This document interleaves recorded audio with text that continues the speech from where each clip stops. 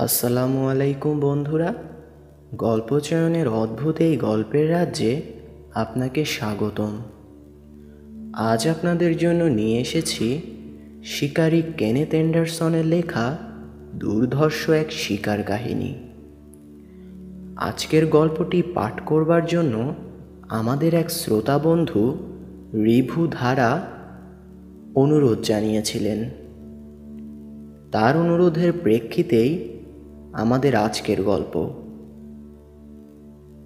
গল্প শুরু করবার আগে চলুন শহুরে একঘেয়ে জীবনকে একপাশে সরিয়ে ঘুরে আসি ভারতের সাপদসংকুল কিছু অরণ্যে। এখনও প্রকৃতির আইনই যেখানে শেষ কথা, ভয় নেই। এই যাত্রায় আপনাদের পথপ্রদর্শক শিকারী কেনেথ অ্যান্ডারসন। 1910 সালে ভারতের হায়দ্রাবাদে এক স্কটিশ পরিবারে কেনেথ অ্যান্ডারসনের জন্ম। পড়ালেখা করেন সেখানকার বিশপ কটনস বয়েজ স্কুল ও সেন্ট জোসেফস কলেজে। পড়ালেখার দিনগুলোতে মাঝে মাঝেই নানান জাতের সাপ নিয়ে ক্লাসরুমে হাজির হয়ে সবাইকে চমকে দেওয়ার একটা বদঅভ্যাস ছিল অ্যান্ডারসনের। কিছুদিন ভারতের সেনাবাহিনীতে স্বেচ্ছাসেবক হিসেবে দায়িত্ব পালন করেন, পরে যোগ দেন ডাক বিভাগে। অ্যান্ডারসনের বন্দুক চালনায় হাতেখড়ি তার বাবা ডগলাস অ্যান্ডারসনের কাছে, মাত্র 7 বছর বয়সে। ভদ্রলোক খুব একটা অরণ্যপ্রেমিক না হলেও হাঁস, তিতির সহ ছোট জাতের বন্যপ্রাণী শিকার করে আনন্দ পেতেন। তবে ভারতের জঙ্গল আর এর প্রাণীদের সম্পর্কে সবচেয়ে বেশি যে অ্যান্ডারসনকে শিখিয়েছে সে বাইরা। ভারতের পূজারী গোত্রের এই মানুষটিকে অ্যান্ডারসন প্রথম আবিষ্কার করেন সালেম জেলার চিরার নদীর তীরের একটা গর্তে। ওখানেই বাস করত বাইরা। ভারতের জঙ্গলে ঘুরে বেড়াবার সময় অ্যান্ডারসনের আরেক বিশ্বস্ত সঙ্গী বুড়ো শিকারী রাঙা। অনেক অভিযানেই সে অ্যান্ডারসনের সঙ্গী হয়েছে, নির্ভয়ে পাশে থেকেছে ভয়ঙ্কর মানুষখেকো শিকারের সময়ও। মানুষখেকো বাঘ, চিতা আর পাগলা হাতি শিকারী হিসেবে সে সময় গোটা দক্ষিণ ভারতে এক নামে পরিচিত ছিলেন অ্যান্ডারসন। যখনই কোথাও মানুষখেকোর আক্রমণের খবর পেয়েছেন, ছুটে গেছেন। আর অ্যান্ডারসনকে পেয়ে যেন হাঁপ ছেড়ে বাঁচত মানুষখেকোর আক্রমণে ভীত অসহায় মানুষগুলো। বাঘ, চিতাবাঘের চলাফেরা আর আচার আচরণ ছিল তার নখদর্পণে। আর এই অসামান্য জ্ঞানকে কাজে লাগিয়ে প্রায় গোটা 40 মানুষখেকো বাঘ আর চিতা মারেন তিনি। অ্যান্ডারসনের এক শিকার অভিযানে ভণ্ড এক সাধু মারা যাওয়ার আগে অভিশাপ দিয়েছিল অ্যান্ডারসন মারা যাবেন কোনো মানুষখেকোর হাতে। অ্যান্ডারসনের মতো জাত শিকারীর জন্য এ ধরনের মৃত্যুই ছিল স্বাভাবিক, কিন্তু বহু মানুষখেকোকে পরাজিত করা তুখোর শিকারীর শরীরে বাসা বাঁধে দুরারোগ্য ক্যান্সার, আর এতেই জীবন প্রদীপ নেভে তার। 1974 সালে 64 বছর বয়সে মারা যান এই দুর্ধর্ষ শিকারী। আজ এই শিকারী কেনেথ অ্যান্ডারসনের লেখা যে গল্পটি আমরা পাঠ করছি তার নাম বনের ডাক। তবে চলুন শুরু করি।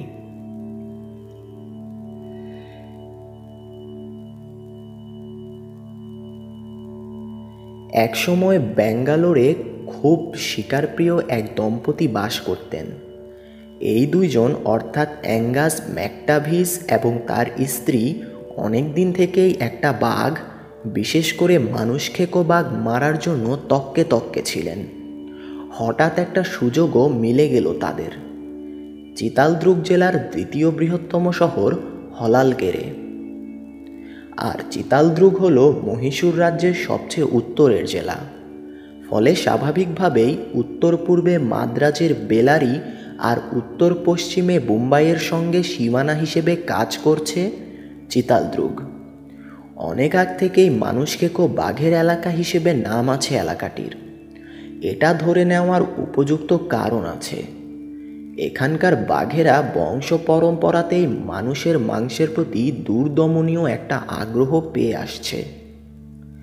অ্যান্ডারসন যখন এই কাহিনী লিখতে বসেছেন তার বছর 10 আগের কথা।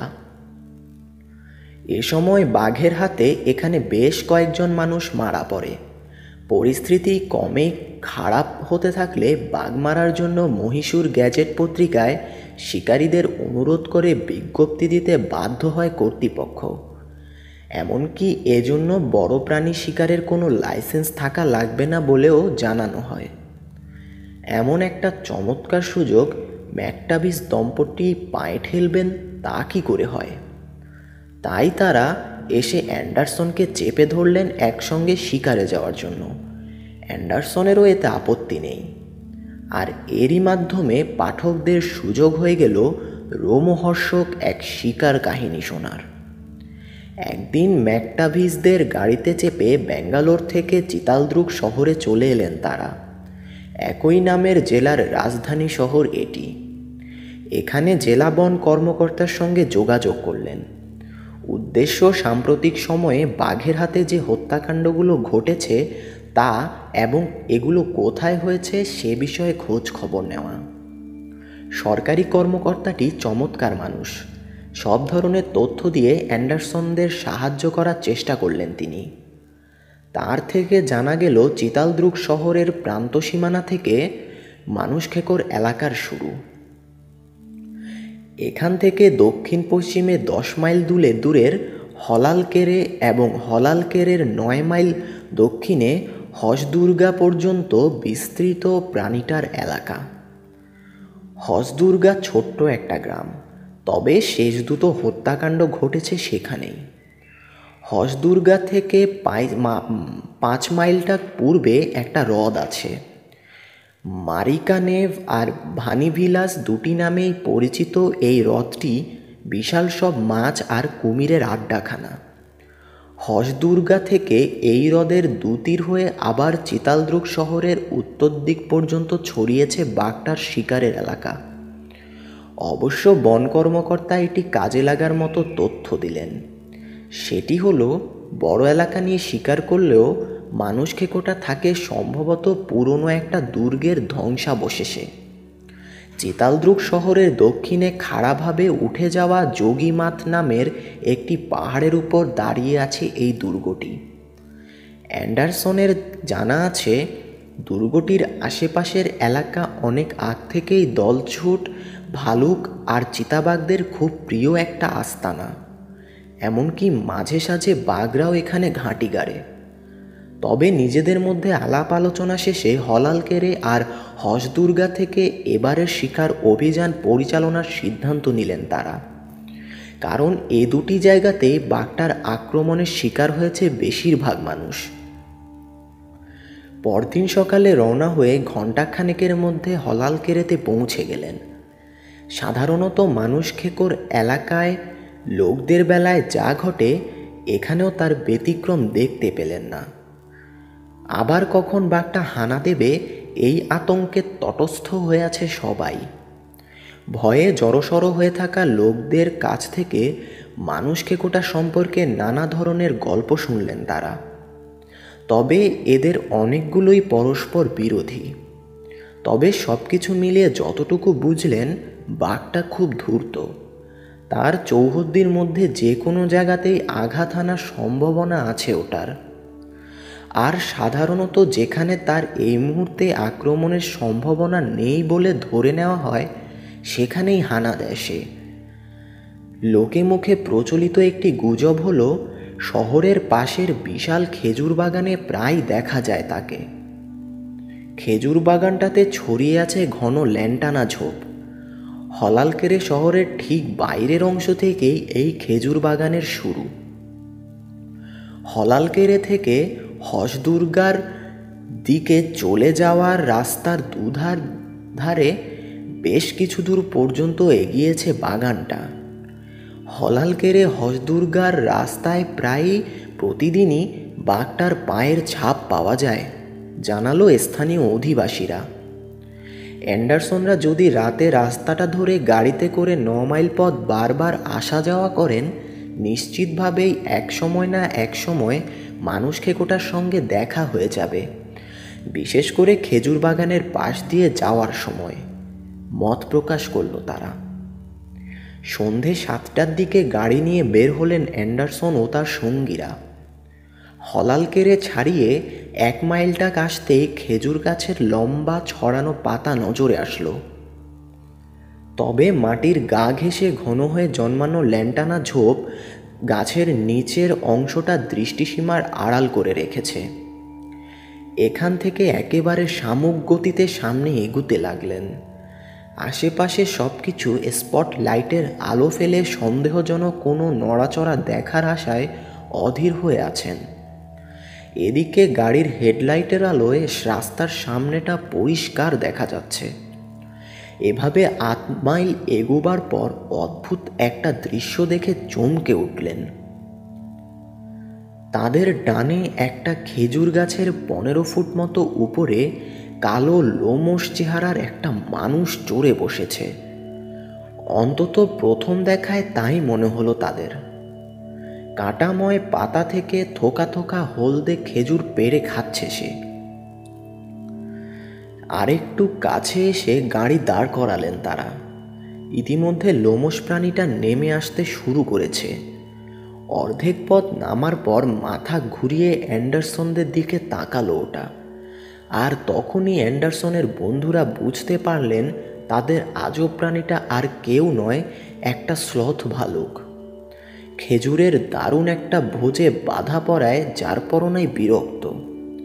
অ্যান্ডারসন অবশ্য শুরুতেই তাকে চিনতে পেরেছিলেন, তবে চাইছিলেন তার বন্ধুরা নিজেরাই এর পরিচয় উদ্ধার করুন। এ সময়ই মিসেস ম্যাকটাভিস একটা কাণ্ড করে বসলেন। তার .3006 স্প্রিং রাইফেলের গুলিতে ভালুকটাকে পেড়ে ফেললেন ভদ্রমহিলা। থপ করে মাটিতে পড়ল দুর্ভাগা প্রাণীটা। এটার দিকে মনোযোগ না দিয়েই গাড়ি চালিয়ে হসদুর্গা চলে এলেন তারা। তারপর আরও 2বার একই পথে আসা যাওয়া করলেন।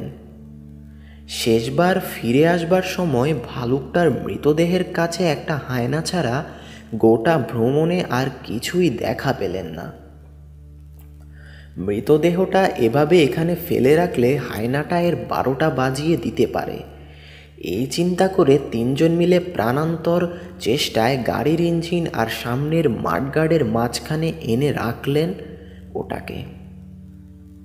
পরদিন সকালে হলালকেরের পর্যটক বাংলোতে বাষ্প ওঠা পরিস, বেকন আর চা সহযোগে নাস্তা সারলেন তারা। তারপর ভালুকটার চামড়া ছাড়ানোর পর শেষ দুটো মৃত্যুর খবর সংগ্রহের জন্য হসদুর্গা যাওয়ার সিদ্ধান্ত নিলেন। এবার দিনের আলোয় খেজুর বাগানের ভিতর দিয়ে গাড়ি চালিয়ে যাওয়ার সময় চারপাশের সত্যিকারের অবস্থাটা চোখে পড়ল তাদের। ল্যান্টানা ঝোপ জায়গাটাকে চতুর্দিক থেকে এমনভাবে জড়িয়ে আছে রাতে ভাবতেও পারেননি তারা।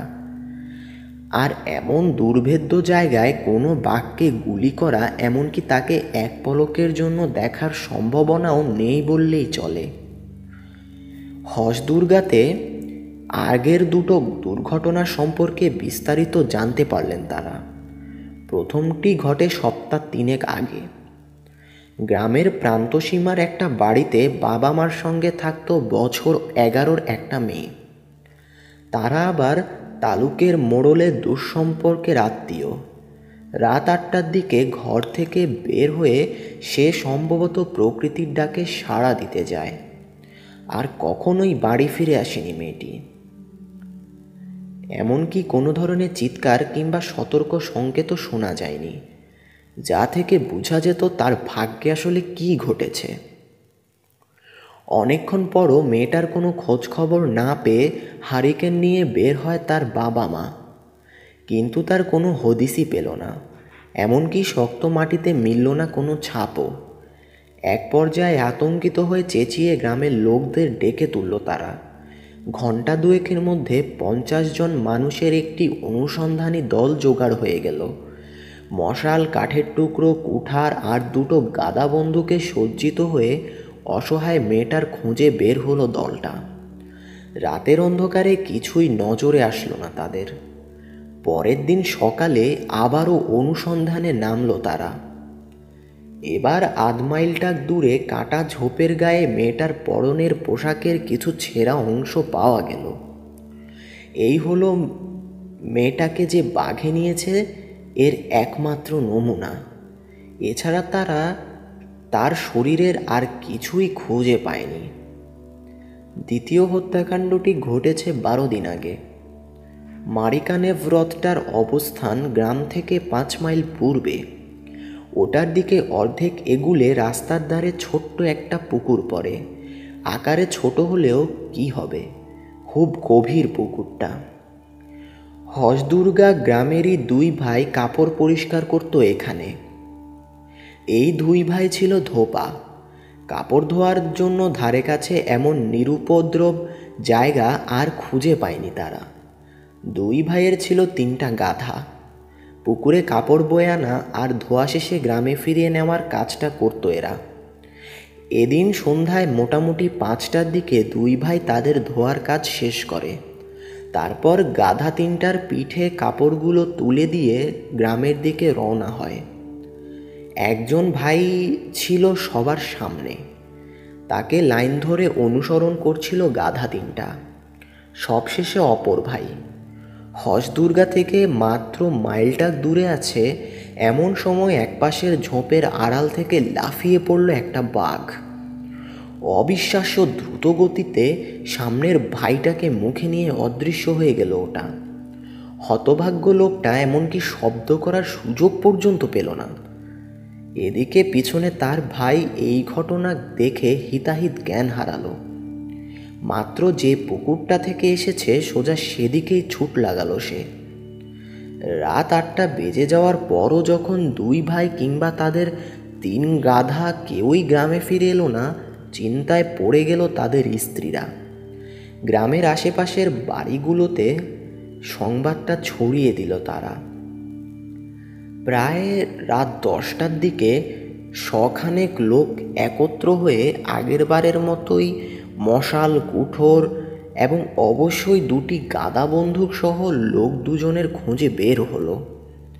পুকুরের দিকে চলে যাওয়া রাস্তা ধরে কিছু দূর আসতেই একটা গাধার দেখা পেল দলটি। রাস্তার ঠিক মাঝখানে বসে আছে ওটা।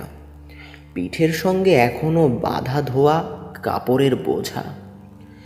আতঙ্কে দিকশূন্য হয়ে ছুটে পালানো লোকটিকে পেল তারা পুকুরটার থেকে 1 ফার্লং টাক দূরে।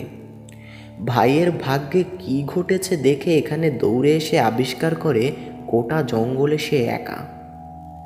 তখনই ভয়ে আতঙ্কে মূর্ছা যায়। মুখ চোখে পানি ছিটিয়ে জ্ঞান ফিরিয়ে আনা হলো তার। ফিসফিস করে কোনো মতে ভয়াবহ দুর্ঘটনার সংবাদ দেওয়ার মতো অবস্থায় পৌঁছাতে 1 ঘন্টা সময় লাগলো তার।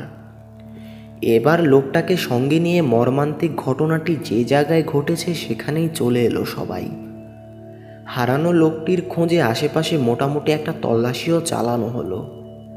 তবে এই রাতের আধারে স্বাভাবিকভাবেই তাদের সেই চেষ্টা ব্যর্থ হলো। সকালে আবার লোকটার খোঁজ শুরু হলো। আশেপাশের এলাকাগুলোয় চিরুনি অভিযানের শুরুতে পোশাকের ছেঁড়া টুকরো, রক্তের চিহ্ন এবং শেষে হতভাগ্য লোকটার মরি খুঁজে পাওয়া গেল। রাতেই এর 4 ভাগের 3 ভাগ খেয়ে গেছে বাঘ। বাকি আছে কেবল মাথা, 2 হাত, একটা গোটা পা আর অন্য পায়ের পাতা। এগুলো একসঙ্গে জড়ো করে হসদুর্গায় নিয়ে আসা হলো অন্ত্যেষ্টিক্রিয়ার জন্য।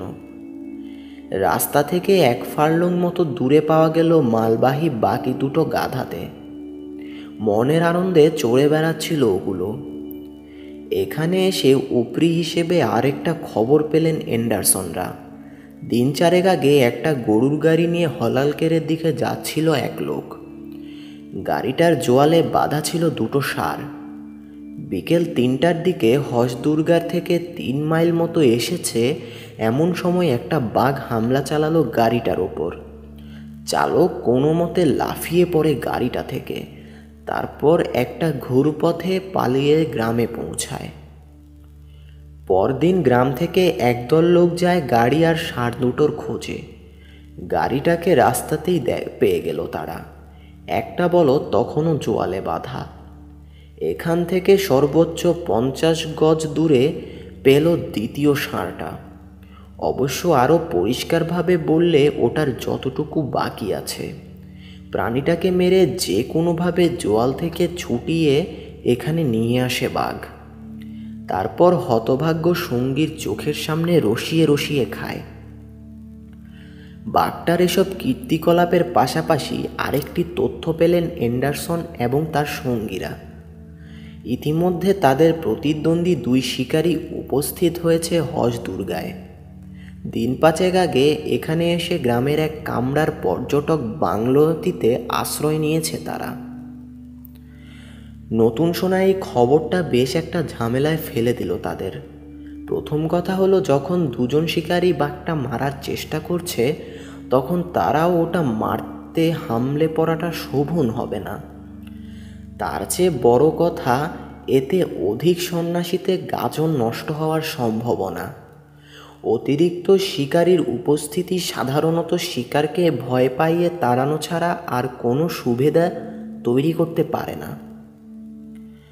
আর দলে 2-1 জন আনাড়ি শিকারী থাকলে পরিস্থিতি এর চেয়েও খারাপ হতে পারে। সেক্ষেত্রে একদল আরেক দলের ওপর গুলি চালিয়ে দেওয়াও অসম্ভব কিছু নয়। এই সমস্ত তথ্য যখন তারা জোগাড় করে ফেলেছেন তখন 10টা বাজে। এই পরিস্থিতিতে আবার হলাল কেড়ে ফিরে যাবেন কিনা এটা নিয়ে নিজেদের মধ্যে তর্ক শুরু করলেন। ঠিক তখনই যাদের নিয়ে সমস্যা, অর্থাৎ সেই শিকারী 2জন তাদের সামনে হাজির হলো। 2জনই বয়সে একেবারে তরুণ, একই সঙ্গে অনভিজ্ঞ, কিন্তু শিকারে তাদের অফুরন্ত আগ্রহ। নিজেদের পরিচয় দিয়ে ইতিমধ্যে যে খবরগুলো অ্যান্ডারসনরা শুনেছেন তাই আবার তাদের সামনে সবিস্তারে বর্ণনা করল। তারপর অবশ্য একটা নতুন তথ্য দিল। ধোপাকে যেখানে খেয়েছে বাঘ তার কাছাকাছি একটা জায়গায় দুরাত ধরে একটা ষাঁড় টোপ হিসেবে বেঁধে রাখছে তারা। প্রথম রাতে কিছুই ঘটেনি, আর আজ সকালে গত রাতে কোনো ঘটনা ঘটেছে কিনা দেখতে টোপ বেঁধে রাখার জায়গায় তাদের কুলিদের পাঠিয়েছে। আন্তরিকভাবে ছেলে দুটোর সফলতা কামনা করে অ্যান্ডারসন তারপর জানালেন তাদের শিকারের পথে বাধা না হয়ে থেকে হলাল কেড়ে ফিরে যাচ্ছেন তারা। কিন্তু অ্যান্ডারসনদের সিদ্ধান্ত একদমই মেনে নিতে পারল না তরুণ 2 শিকারী, বরং সকাল পর্যন্ত তাদের সঙ্গে বাংলোতেই থেকে যাওয়ার অনুরোধ করল। তারা এটাও জানালো কাল যেখান থেকে এসেছে সেখানে, অর্থাৎ বেলারিতে ফিরে যাবে 2জন। তাদের এই আলাপের মাঝখানেই ফিরে এলো কুলিরা। উত্তেজিত কণ্ঠে জানালো গতরাতে ষাঁড়টাকে মেরে অর্ধেক খেয়ে গেছে বাঘ। এই 2 তরুণ শিকারী আসলেই খুব উঁচু মনের মানুষ। শিকারে নিজেদের প্রচণ্ড আগ্রহ থাকা সত্ত্বেও অ্যান্ডারসনদেরই মৃত টোপটার কাছে বাঘের অপেক্ষায় বসার প্রস্তাব দিল তারা। অবশ্য স্বাভাবিকভাবেই বিনয়ের সঙ্গে তাদের এই প্রস্তাব প্রত্যাখ্যান করলেন অ্যান্ডারসনরা। দুপুরের খাবারটা একই সঙ্গে সারলেন। তারপর ছেলে দুটোর সঙ্গে মরি দেখতে রওনা হলেন অ্যান্ডারসন ও ম্যাকটাভিস দম্পতি, এই ভেবে যে যদি কোনো সাহায্য করতে পারেন তবে করবেন। কিন্তু এখানে এসে আবিষ্কার করলেন ছেলে দুটো অবিবেচকের মতো ছড়িয়ে ছিটিয়ে থাকা কিছু পাথরের মাঝখানে টোপটা বেঁধেছে। তারপর আবার টোপটাকে ভালোভাবে বাঁধেনি। ফলে বাঘটা দড়ি ছিঁড়ে মরিটাকে একটা পাথরের আড়ালে নিয়ে গেছে। জায়গাটা যে গাছের উপর মাচা বানিয়ে বসার কথা ভেবেছিল তারা সেখান থেকে কোনো মতেই দেখা যাবে না। মরিটাকে টেনে যেখানে এনে রাখা হয়েছে মানুষখেকোটা সেখানে আসার 2টো সম্ভাব্য পথ শনাক্ত করলেন অ্যান্ডারসন। অবশ্য সত্যি যদি ওটা মানুষখেকো হয়। এই পথ ধরে ধোপাকে একটা পথ হলো ধোপাকে যেখানে মেরেছে সেখান থেকে যে রাস্তাটা এসেছে সেটা, অন্য রাস্তাটা এসেছে এখান থেকে দক্ষিণ পূর্বে পোয়া মাইলটা দূরের একটা পাহাড় থেকে। এলোমেলোভাবে পড়ে থাকা পাথরগুলোর মধ্যে মৌকা মতো দুটো পাথর পেয়ে গেলেন তারা। এগুলো এমন চমৎকার জায়গায় আছে যে সেখান থেকে বাঘ আসতে পারে যে দুটো রাস্তা থেকে সেগুলো পরিষ্কার দেখা যায়, যেমন দেখা যায় মরিটাও। আবার একটা পাথর থেকে অন্য পাথরটাও চোখে পড়ে। দুই তরুণ শিকারী এই দুটো পাথরের পেছনেই বসার সিদ্ধান্ত নিলেন। অ্যান্ডারসন মত প্রকাশ করলেন পাথর দুটোর উপরের ঝোপের আড়াল তৈরি করে তার মধ্যে বসাটাই তাদের জন্য বেশি নিরাপদ হবে। সেক্ষেত্রে গরু মারা বাঘটা একটা মানুষখেকো হলেও বিপদের ঝুঁকি কমবে। কিন্তু অ্যান্ডারসনের কথায় কান্না দিয়ে পাথরে পিঠ ঠেকিয়ে মাটিতে বসার সিদ্ধান্ত নিল তারা। কি আর করা, তাদের বসার জায়গাটার চারপাশে কাটা ঝোপের কিছু আড়াল তৈরি করে এই দুঃসাহসী দুই তরুণকে ছেড়ে বাংলোয় ফিরে এলেন তারা। তখন বিকাল 4টা। তাদের নিরাপত্তার কথা ভেবে বেশ উদ্বিগ্ন হয়ে উঠলেন অ্যান্ডারসন। একবার ভাবলেন জঙ্গলের মধ্যে ছেলে দুটো যেখানে আছে সেখান থেকে কিছুটা দূরে কোথাও গিয়ে বসে থাকবেন, যেন যে কোনো বিপদে সাহায্যের জন্য ছুটে যেতে পারেন। কিন্তু পরে তার উপস্থিতি বাঘকে সতর্ক করে দিতে পারে, আর ছেলে দুটো অন্য কোনো প্রশ্নের জন্ম দিতে পারে ভেবে বাদ দিলেন এই পরিকল্পনা। ফলে দলের এক তরুণকে আন্তরিক শুভকামনা জানানো ছিল এই দিন এই সন্ধ্যায় চমৎকার ছেলে দুটোর কারোর সঙ্গে তাদের বলা শেষ কথা। সন্ধ্যাটা বাংলোয় বসে চা সিগারেট পান আর আড্ডায় কাটালেন অ্যান্ডারসন আর ম্যাকটাভিসরা। এর পাশাপাশি মানুষখেকোটা সম্পর্কে বাড়তি কিছু তথ্য পাওয়ার আশায় কয়েকজন গ্রামবাসীর সাক্ষাৎকারও নিলেন। এ সময় দক্ষিণ পশ্চিম দিক থেকে ঝড়ো বাতাস বইতে শুরু করলো। ফলে 1 মাইলের বেশি দূরে অবস্থান নেওয়া দুই শিকারীর কেউ যদি কোনো গুলি ছোঁড়েও তা শোনা ছিল তাদের পক্ষে অসম্ভব এক ব্যাপার। রাতের খাবারটা তাড়াতাড়ি শেষ করে নিলেন তারা। তারপর ম্যাকটাভিস দম্পতি গেলেন ঘুমোতে। এদিকে অ্যান্ডারসন এসে ঠাঁই নিলেন বারান্দায়, যদি জঙ্গল থেকে কোনো শব্দ ভেসে আসে কানে। তখন রাত 11টা। কয়েক ঘন্টা আগেই গ্রামের মানুষদের কথাবার্তা চলাফেরার আওয়াজ থেমে গেছে। অ্যান্ডারসনও বিছানায় যাওয়ার কথা ভাবছেন। ঠিক এমন সময় অদ্ভুত একটা শব্দ শুনতে পেলেন।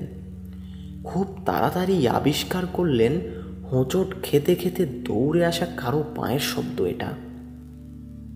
তাহলে গত সন্ধ্যায় যে অমঙ্গলের আশঙ্কা তার মধ্যে দানা বাঁধছিল সেটাই সত্যি হতে চলেছে। আতঙ্কিত হয়ে উঠলেন অ্যান্ডারসন। দ্রুত রাইফেল আর টর্চটা নিয়ে দৌড়ে আসা মানুষটার দিকে ছুটলেন। কাছাকাছি আসতেই পরিষ্কার আবিষ্কার করলেন এটি দুই তরুণের বড়জন ইঞ্চ। পরনের পোশাক শতচ্ছিন্ন, ঘামে ভিজে গেছে পুরো শরীর আর মাতালের মতো টলছে সে। পরিমরি করে দৌড়ে আসছে আর বারবার পিছন ফিরে কি যেন দেখছে। কাঁধ ধরে তাকে দাঁড় করিয়ে তার সঙ্গীর কি হয়েছে জানতে চাইলেন অ্যান্ডারসন। ছেলেটার এতই বিধ্বস্ত অবস্থা যে কথা বলার শক্তিটুকু পর্যন্ত নেই। তবে শেষ পর্যন্ত খুব কষ্টে উচ্চারণ করল, বাঘে নিয়ে গেছে, ওকে বাঘে নিয়ে গেছে ও। তারপর অ্যান্ডারসনের কাঁধে মাথা রেখে একটা শিশুর মতোই কাঁদতে লাগলো। তাকে নিয়ে দ্রুত বাংলোয় চলে এলেন অ্যান্ডারসন।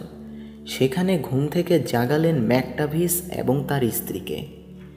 একটু ব্র্যান্ডি খাইয়ে ইঞ্চকে বিছানায় শুয়ে দুটা কম্বল চাপিয়ে দিলেন তার গায়ে। চোখের সামনে ঘটে যাওয়া সেই ভয়াবহ দুর্ঘটনার স্মৃতি মনে করে এখন থরথর করে কাঁপছে সে। মিসেস ম্যাকটাভিস তার হাত শক্ত করে ধরে রাখলেন, আর তারা ধৈর্য ধরে অপেক্ষা করতে লাগলেন গল্পটা শোনার জন্য। সেটা ছিল আসলেই কলজে কাঁপানো এক কাহিনী। ধোপাকে যেখানে মেরেছে বাঘ, সেদিক থেকে আসা পথটা দেখা যায়, যে পাথরটা থেকে তার পিছনে বসে ইঞ্চ। আর টড অবস্থান নেয় পাহাড় থেকে আসা রাস্তাটা চোখে পড়ে যে পাথর থেকে তার পিছনে। অন্ধকার নামার একটু আগে টডের পিছনের দিকে লালচে লম্বা একটা কাঠামো এগিয়ে আসতে দেখে ইঞ্চ। এখানে পথটা ঢালু হয়ে পাহাড় থেকে নেমে আসছে। যদিও সে কি দেখেছে টডকে তা বলার প্রয়োজন মনে করল না, তবে এ বিষয়ে নিশ্চিত টড এটা দেখতে পায়নি, কারণ যে বিশাল পাথরটার নিচে বসেছে সেটা ওই জায়গাটাকে আড়াল করে রেখেছে। ঝোপটার দিকে কড়া নজর রাখল ইঞ্চ, কিন্তু এরপর আর কিছুই দেখতে পেল না। তারপরই আঁধার নামল। কোনো ঘটনা ছাড়াই 10টা বাজল। ছায়ারা দখল নিয়ে নেওয়ায় মরিটাকে দেখা যাচ্ছে না, তবে তারার মৃদু আলোয় চারপাশের কিছুটা জায়গা দেখার সুযোগ পাচ্ছে ইঞ্চ। হঠাৎই ধক করে একটা শব্দ, কিছু ঘষ্টানোর আওয়াজ, এবং সবশেষে হাড় চিবোনোর পরিষ্কার আওয়াজ শুনল ইঞ্চ। অনুমান করলো বাঘটা ফিরে এসে খেতে শুরু করেছে। সঙ্গীকে গুলি করার সুযোগ দেওয়ার জন্য চুপচাপ বসে রইল ইঞ্চ, কারণ মরিটা হয় টডের কাছে নতুবা দুজন থেকেই সমান দূরে। কাজেই বাঘের খাওয়ার শব্দটা সে শুনতে পাবে ধরে নিল ইঞ্চ। কিন্তু কিছুই ঘটল না। টড কেন চুপচাপ বসে আছে ভেবে কুল কিনারা পেল না ইঞ্চ। তারপরই চিন্তাটা মাথায় এলো ইঞ্চের। তার সঙ্গী সম্ভবত ঘুমিয়ে পড়েছে। এবার নিজেই গুলি করার সিদ্ধান্ত নিল ইঞ্চ। মরি বরাবর রাইফেলটা তাক করে এর সঙ্গে লাগানো টর্চের সুইচ টিপে দিল সে। উজ্জ্বল আলোতে পরিষ্কার হয়ে উঠল ষাঁড় খেতে থাকা বিশাল এক বাঘের চেহারা। ঠিক তখনই কলজে কাঁপানো কণ্ঠে চেঁচিয়ে উঠল টড। সেই সঙ্গে সেদিক থেকে ভেসে এলো ভীতিপ্রদ একটা গর্জন, ধস্তাধস্তি শব্দ আর চাপা চিৎকার। তারপরেই নীরবতা নেমে এলো। দেরি না করে টর্চের আলো বাঘ আর মরির কাছ থেকে সরিয়ে টর্চ যে পাথরটায় আশ্রয় নিয়েছে সেদিকে ফেলল ইঞ্চ। তবে আলোটা ঘুরানোর আগে এক পলকের জন্য দেখল বাঘটা মরি ছেড়ে কাছের গুল্ম ঝোপের মধ্যে অদৃশ্য হচ্ছে। কিন্তু টডের কোনো হদিস পেল না। বারবার বন্ধুকে ডাকতে ডাকতে সে যেখানে ছিল অন্ধের মতো সেদিকে দৌড়ে গেল ইঞ্চ। টডের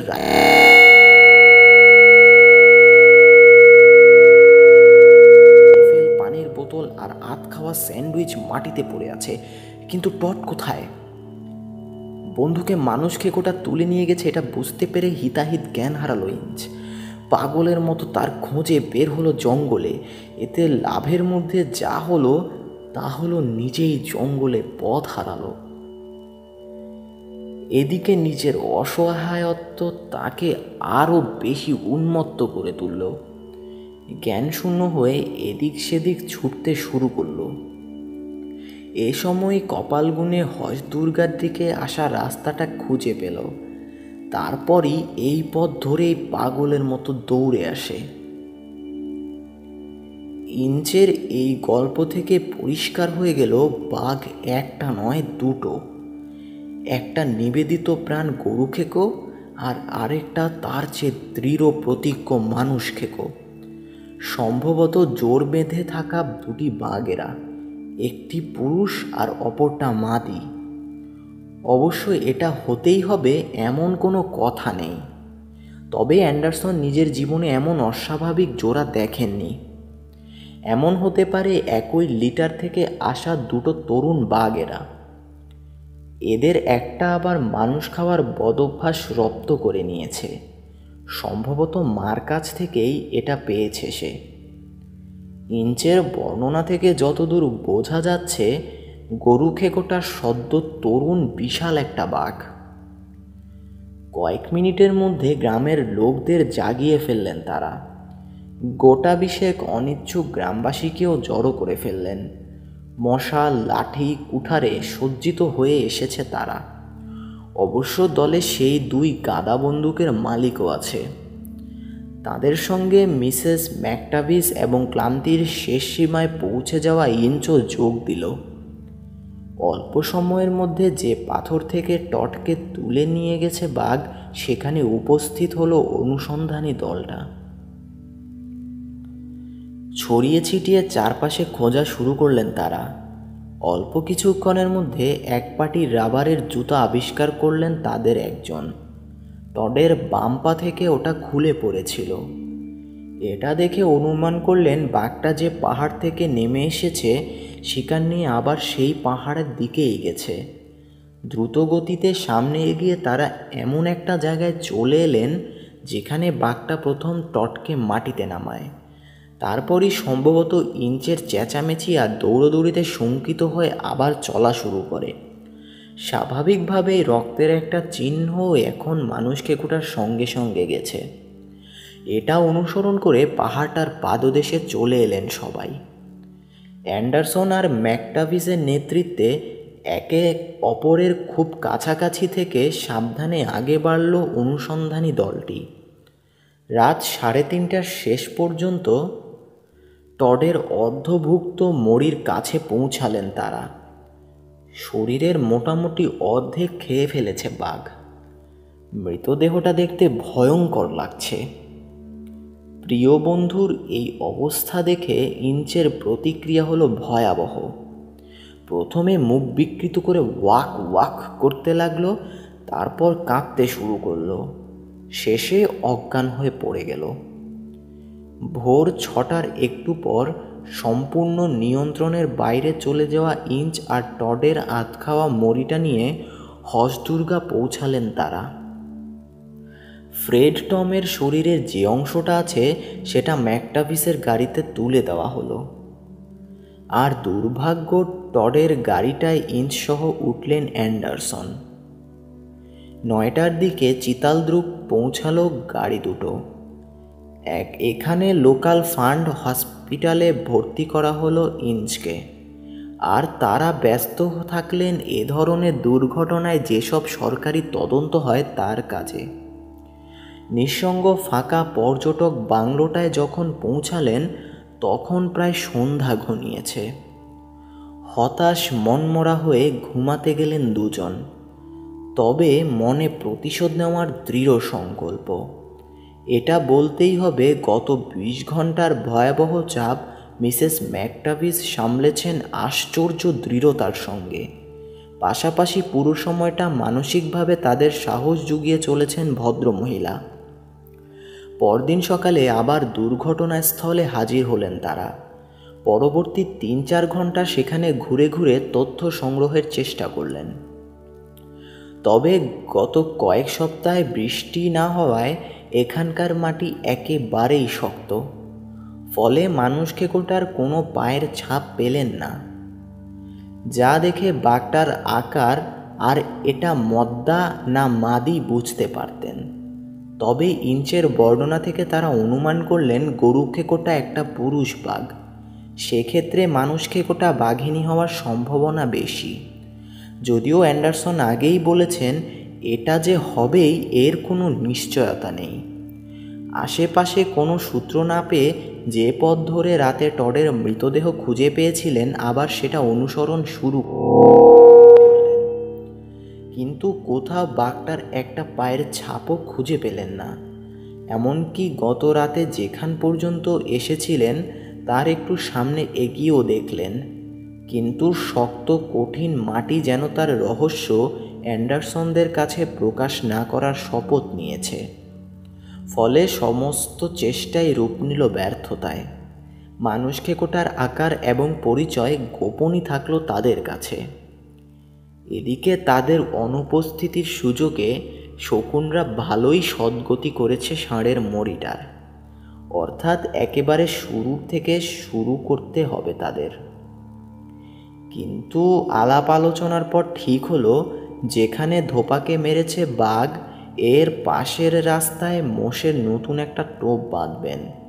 ম্যাকটাভিস এর আশেপাশে কোনো গাছে মাচা বানিয়ে বসবেন, আর টটকে যেখান থেকে তুলে নিয়ে গেছে মানুষ খেকো তার কাছে ধারে কোনো পাথরের উপরে শুবেন অ্যান্ডারসন। বাঘ দুটো যদি জোড়া বেঁধে আসে তবে গরু খেকোটাকে মারবে, সেক্ষেত্রে জোর সম্ভাবনা মানুষ খেকোটাও এই ভোজে যোগ দেওয়ার লোভ সামলাতে পারবে না। তখন ম্যাক ওটাকে গুলি করার চমৎকার একটা সুযোগ পাবেন। আর যদি কোনো কারণে মানুষ খেকোটা অন্য বাঘটার সঙ্গে মোষের সদ্গতির যোগ নাও দেয়, নিশ্চিতভাবে আশেপাশে কোথাও থাকবে ওটা। এদিকে অ্যান্ডারসন যে পাথরটায় শোয়ার সিদ্ধান্ত নিয়েছেন সেটা পাহাড় এবং গতরাতে যেদিক থেকে বাঘটা এসেছে সরাসরি তার বরাবর। আশা করা যায় তার কাছাকাছি কোন দিক দিয়ে গেলে অ্যান্ডারসন ওটাকে দেখতে পাবেন কিংবা অন্তত পায়ের আওয়াজ শুনবেন। তবে তাদের পরিকল্পনায় গোড়াতেই একটা গোল বাঁধল। যে পথে ম্যাক বসার কথা তার আশেপাশে কোনো মাচা বাঁধার মতো গাছ নেই। অবশ্য এই সমস্যার দারুণ একটা সমাধানও তারা খুঁজে বের করলেন। অগভীর একটা গর্ত খোঁড়া শুরু করে দিলেন তারা। এর ওপর বসানোর সিদ্ধান্ত নিলেন আখ জাল দেওয়ার একটা বড় পাত্র। এ ধরনের এক পাত্র 6 ফুট থেকে 8 ফুটের ব্যাসের হয়। 18 ইঞ্চি পুরু এক পাত্রের উপর থাকে পাতলা লোহার পাত। আখের রস জাল দেওয়ার জন্য এ ধরনের পাত্রের ব্যবহার ভারতের অনেক জায়গায় অহরহই চোখে পড়ে।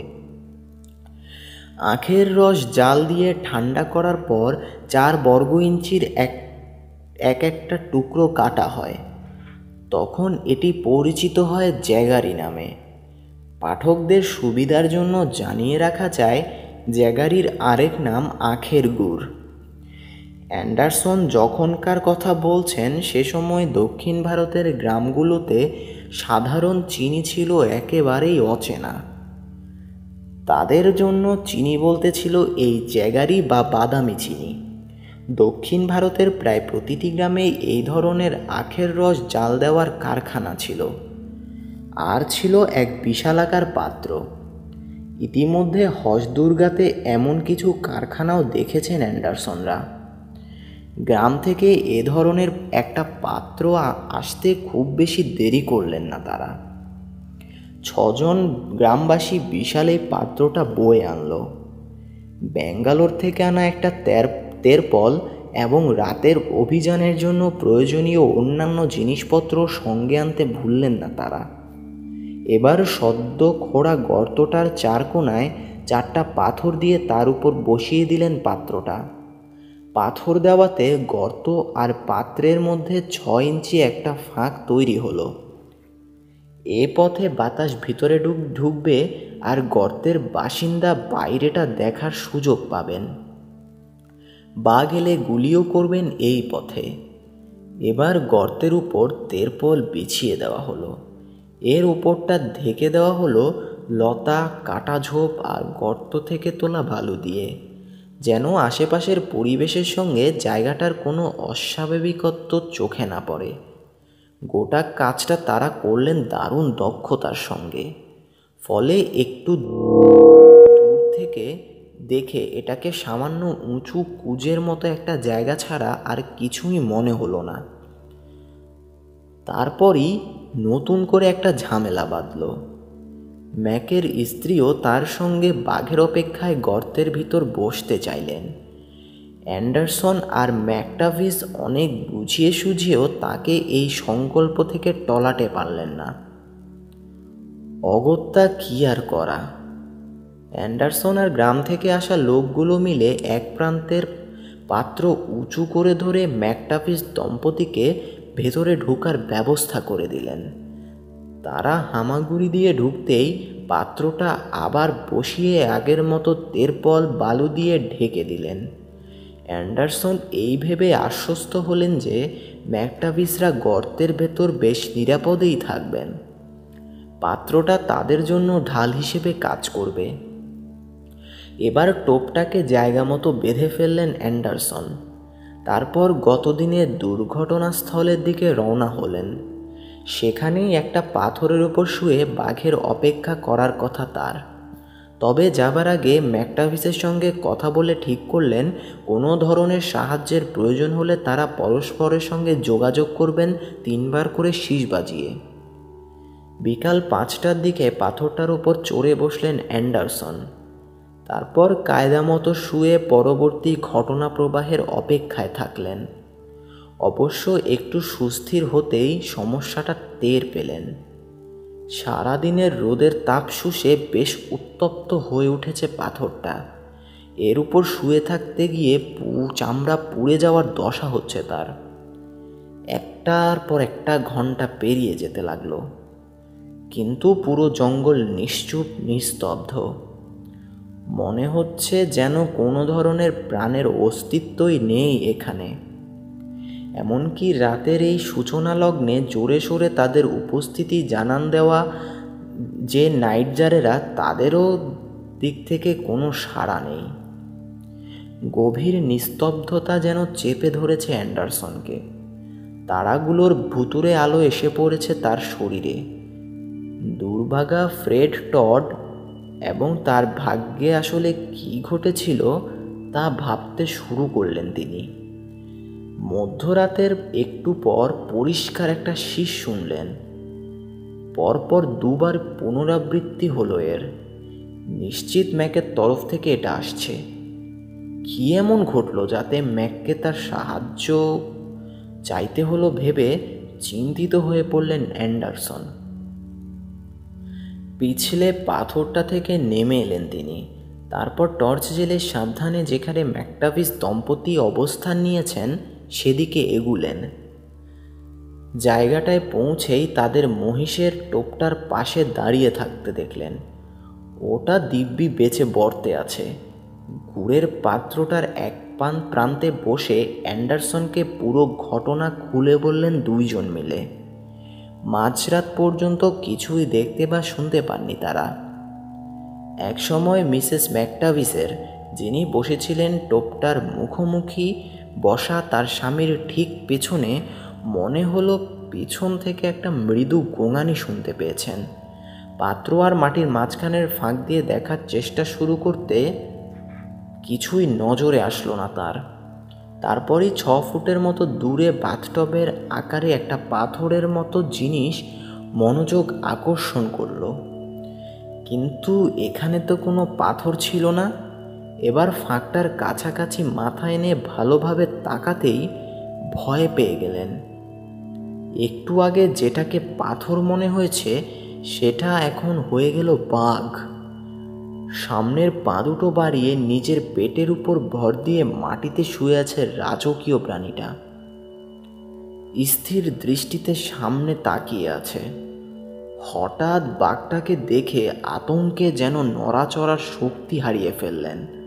তবে কোনো মতে সমস্ত প্রাণ শক্তি একত্র করে নিয়ে কনুই দিয়ে গুঁতা দিলেন ম্যাককে। কিন্তু ম্যাক তার জায়গা থেকে কিছুই দেখতে পেলেন না। আর তার পক্ষে মাথা ঘুরিয়ে কিছু দেখার চেষ্টা করা প্রায় অসম্ভব, কারণ একজনের জন্য বানানো গর্তে 2 জন মানুষের নড়াচড়ার জন্য অনেক ছোট। ম্যাক কিছু করছে না দেখে ক্রমাগত তাকে কনুই দিয়ে গুঁতো দিতেই যেতে লাগলেন মিসেস ম্যাকটাভিস। এবার ম্যাক নিশ্চিত হলেন আসলেই অস্বাভাবিক কিছু একটা ঘটেছে।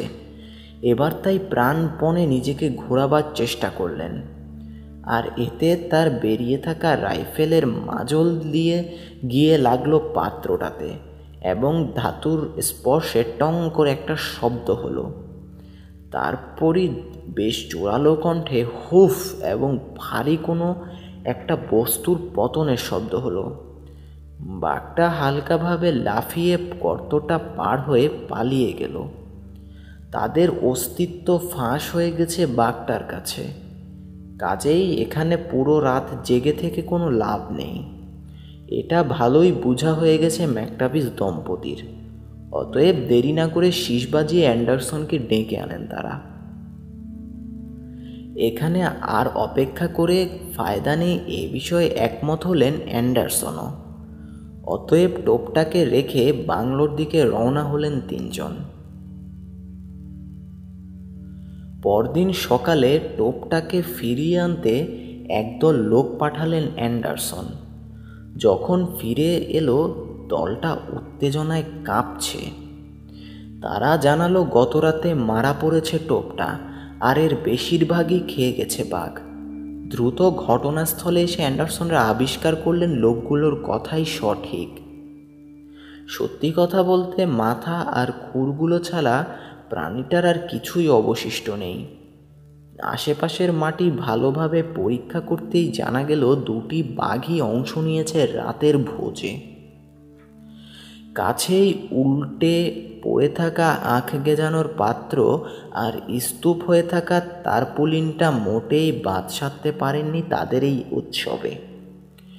সর্বশেষ এই ঘটনা থেকে তারা সিদ্ধান্তে পৌঁছালেন, সুযোগ পেলে মানুষ ছাড়া অন্য প্রাণীর মাংসেও আপত্তি নেই মানুষ খেকোটার। আর তা না হলেও এই এলাকায় 3টা বাঘ আছে, যাদের একটা মানুষ খেকো আর 2টো গরু খেকো, যদিও এই সম্ভাবনা একেবারেই কম। এদিন রাতেও আগের মতো পরিকল্পনা মতো কাজ করার সিদ্ধান্ত নিলেন তারা। যে রাস্তার ধারে আগে টোপটা বাঁধা হয়েছিল, সে রাস্তারই পোয়া মাইলটার সামনে নতুন আরেকটা টোপ বাঁধা হলো। এবার এর পাশে একটা গর্ত করে তার উপর বসিয়ে দেওয়া হলো আখের পাত্রটা। তবে এবার গর্তটা বেশ বড় করে করা হলো, যেন এর মধ্যে অ্যান্ডারসন আর ম্যাক দুজনই স্বাচ্ছন্দ্যে বসে বাঘের অপেক্ষা করতে পারেন। আগের রাতের মতোই তারপুলিন দিয়ে ঢেকে দেওয়া হলো জায়গাটা। তারপর বাঘের মনে যেন কোনো সন্দেহ না জন্মায়, তাই এর উপর বিছিয়ে দেওয়া হলো বালু, নুড়ি, ঘাস, ঝোপ আর কাটা। এখন একে চারপাশে আর 5-10টা ঝোপ জঙ্গলের মতোই লাগছে। কাজ শেষ হতে অন্যদের সঙ্গে দ্রুত বাংলোয় ফিরে আসার পথে রওনা দিলেন মিসেস ম্যাকটাভিস। রাইফেল হাতে ম্যাক এবং অ্যান্ডারসন পরস্পরের পিঠে পিঠ ঠেকিয়ে বসলেন। এর মধ্যে ম্যাক থাকলেন টোপের দিকে মুখ করে। এবার কিন্তু চারপ্রান্ত বেশ বড়সড় 4টা পাথরের ওপর পাত্রটা বসানো হয়েছে। এতে দেখার এবং গুলি করার জন্য গতবারের চেয়ে একটু বেশি জায়গা পেয়ে গেলেন তারা। এভাবে পরপর 3 রাত কাটালেন ম্যাক এবং অ্যান্ডারসন, কিন্তু এর মধ্যে একবারও অস্বাভাবিক কিছু দেখা বা শোনার সৌভাগ্য হলো না তাদের। তবে চতুর্থ দিন সকাল 10টার দিকে একটা খবর এলো। অ্যান্ডারসন আর ম্যাক তখন রাত জেগে বাংলোয় ফিরে ঘুমাচ্ছেন। এক সময় তাদের ঘুম থেকে তুলে জাগানো হলো হলালকেরে থেকে 1 মাইলটাক দূরে একটা লোককে মেরেছে বাঘ। ঘটনাটা ঘটেছে খেজুর বাগানের যেখানে কয়েকদিন আগে ভালুকটা গুলি করেছেন তারা, সেই জায়গাটার ঠিক পাশেই। দেরি না করে দ্রুত গাড়ি নিয়ে জায়গাটায় চলে এলেন, কিন্তু পৌঁছে প্রচণ্ড হতাশা নিয়ে আবিষ্কার করলেন মৃতের আত্মীয় স্বজন ইতিমধ্যে সৎকারের জন্য লাশ নিয়ে চলে গেছে। অর্থাৎ মরির উপর বসার এই চমৎকার সুযোগ হাতছাড়া হলো তাদের। বাঘটা যে মরির কাছে ফিরে আসার জোর সম্ভাবনা ছিল তাতে সন্দেহ নেই। কি আর করা, হলালকেরে থেকে মহিষের আরেকটা টোপ কিনে যেখানে লোকটাকে মেরেছে বাঘ, এর 50 গজের মধ্যে বেঁধে রাখলেন। মাচা করার উপযোগী চমৎকার একটা গাছ গজিয়েছে কাছেই রাস্তার ওপর। এর উপরই একটা মাচা বাঁধলেন অ্যান্ডারসন।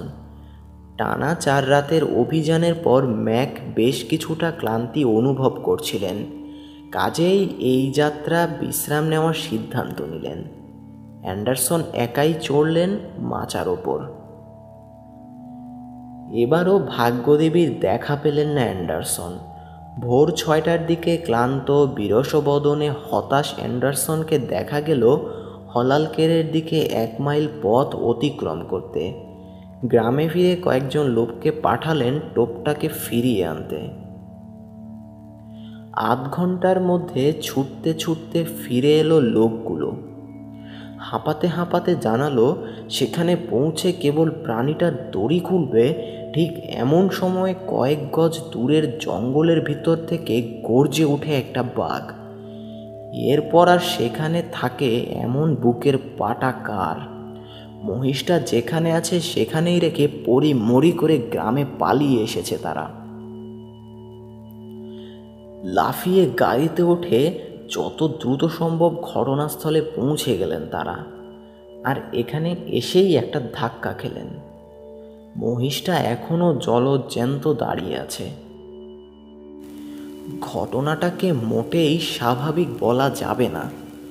তারা নিশ্চিত ছিলেন পলায়নপর লোকগুলো চোখের আড়াল হতেই বাঘ কিংবা বাঘিনীটা মহিষটাকে মেরে ফেলবে।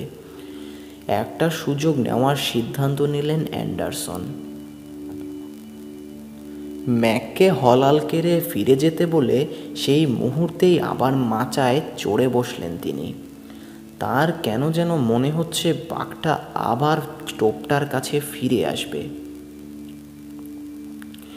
কিন্তু কিছুই ঘটল না। দুপুর 1টার দিকে একই সঙ্গে প্রচণ্ড ঘুম আর ক্ষুধা পেয়ে বসল অ্যান্ডারসনকে।